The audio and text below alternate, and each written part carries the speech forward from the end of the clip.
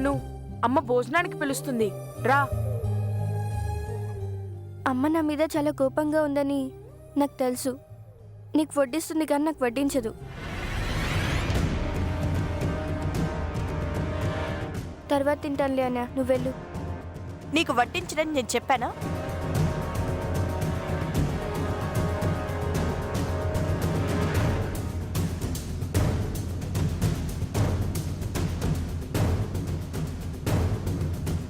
మీ నాన్నకి పెళ్లి చేసేంత వరకు నన్ను అమ్మ పోస్టులోంచి తీసేయలేదని పెద్ద పెద్ద మాటలు నువ్వే చెప్పావుగా. అమ్మ పోస్టులో ఉన్నంత వరకు అమ్మ చేసే పనులు చెయ్యక తప్పదుగా. మరి నేను ఆ పోస్టులో ఉన్నంత వరకు నా కూతురుగా నేను చెప్పేది నువ్వు వినాల్సిందేగా. వడ్డిస్తాను, రా. జై, అను తీసుకురా. రాను. అబ్బా రా.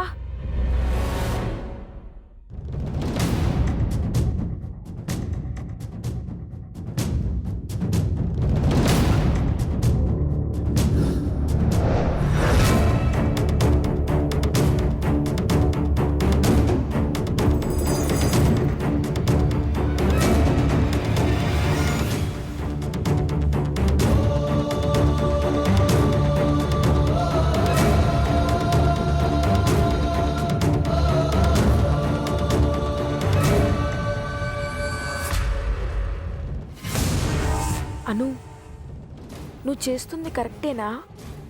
ఏ విషయం? నువ్వు నాన్నకు పెళ్లి చేయాలనుకోవడం.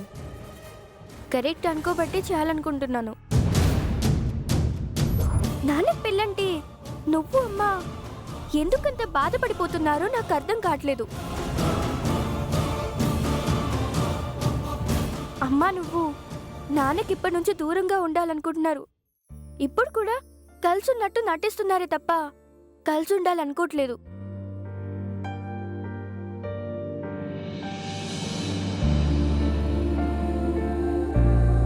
మీ నాన్నకు దూరం అవ్వాలనుకుంటున్నప్పుడు నాన్నకి ఎవరి దగ్గర అయితే మీకెందుకు?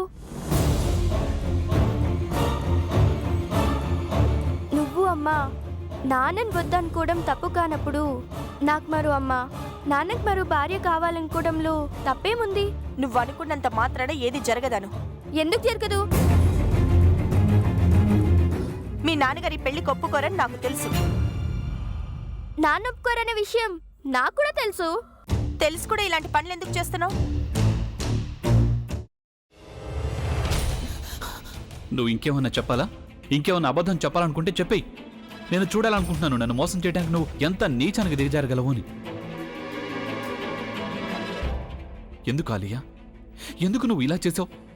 నీకు తెలుసు కదా నానమ్మ తర్వాత నీ ఒక్కదానిని కదా నేను పూర్తిగా నమ్మేది. ఏమన్నావు నువ్వు? ఈ మధ్య అన్నిటినీ మర్చిపోతున్నావా?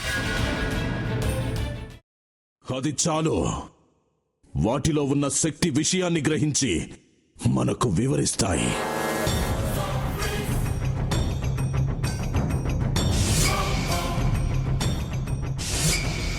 ఎవరు ఆ దండ విప్పొద్దు, గది తలుపులు తెరవద్దు.